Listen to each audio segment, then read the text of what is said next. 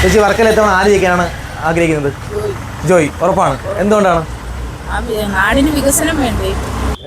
സ്മിത സുന്ദരേശ്. ഉറപ്പാണ്. യെസ്. ചേട്ടാ ആര് ജയിക്കും? സ്മിത സുന്ദരേശ്. ഉറപ്പാണ്. എന്തുകൊണ്ടാണ്? ആൾക്കാർക്ക് കൂടുതൽ താല്പര്യം ഒരു വികസനം വരുമെന്ന് ആൾക്കാർ ഉദ്ദേശിക്കുന്നത് അവരുടെ ഭരണത്തിന്റെ കിട്ടുള്ളതാണ്. വർക്കല എത്തവണ ആര് ജയിക്കും? ഒന്നും പറയാൻ പറ്റില്ല. എങ്കിലും ആരായിരിക്കും? ഒരു ചാൻസ് ഉള്ള ആർക്കായിരിക്കും? ഒന്നും പറയാൻ പറ്റില്ല. ത്രികോണ മത്സരമാണ്. ചേട്ടാ ഏത് പാർട്ടി ജയിച്ചാലും സംഗതി തന്നെ ഇതേപോലെ തന്നെ. ഒരു മാറ്റവും ഇല്ല, ഇങ്ങനെ തന്നെയാണ്. ആരാണ്? ഉറപ്പാണ്. എന്തുകൊണ്ടാണ് പറയാൻ കാരണം? ഓക്കെയാണ്. കാറാണോ? ഉറപ്പാണ്. വർക്കല ആര് വരെ ആഗ്രഹിക്കുന്നുണ്ട്? താമര താമര താമര. ഉറപ്പാണ്. MLA ആണ് വി ജോയ് ജയിക്കുന്നതാണ് പറയുന്നത് അല്ലേ? എന്തുകൊണ്ടാണ്? കേന്ദ്രം മുതൽ ഇങ്ങോട്ട് നല്ല പ്രവർത്തനങ്ങൾ കാഴ്ചവെച്ച് വരെയാണ്. ലോകരാഷ്ട്രങ്ങളുടെ ഇടയിൽ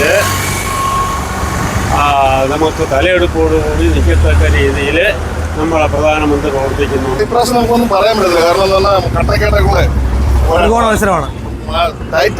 എന്നാൽ ആര് വന്നാൽ കൊള്ളാം, ആര് വന്നാൽ കൊള്ളാമെന്നാണ് ആഗ്രഹിക്കുന്നത്? കേരളത്തിൽ അങ്ങനെ പ്രത്യേകിച്ച് ആര് വന്നാൽ താല്പര്യം ആര് വന്നാലും നമ്മുടെ ജോലി ചെയ്താൽ നമുക്ക് ജീവിക്കാം. അത്രേ ഉള്ളൂ. ജോയ് ആണ്. ഉറപ്പാണ്.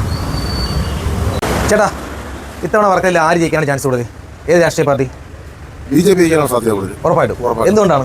എന്തുകൊണ്ടാണ് ഇവിടുത്തെ വികസനത്തിന് ചെറിയ മിസ്റ്റേക്കുകളുണ്ട്. അതുകൊണ്ട് BJP ജയിക്കാനാണ് സാധ്യത.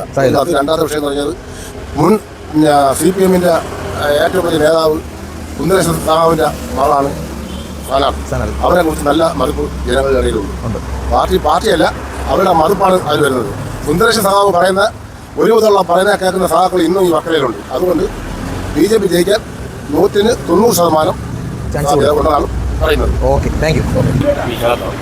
BJP ജയിക്കുന്നതാണ് പറയുന്നത്. ഉറപ്പാണ്. ജോയ് ജയിക്കാനേ സാധ്യതയുള്ളൂ. ജോയ് ജോയ് അതിനെ ചാൻസ് ഉള്ളു. എങ്കിലും ആരായിരിക്കും ഒരു ചാൻസ് കൂടുതൽ ആർക്കായിരിക്കും? പറഞ്ഞോ.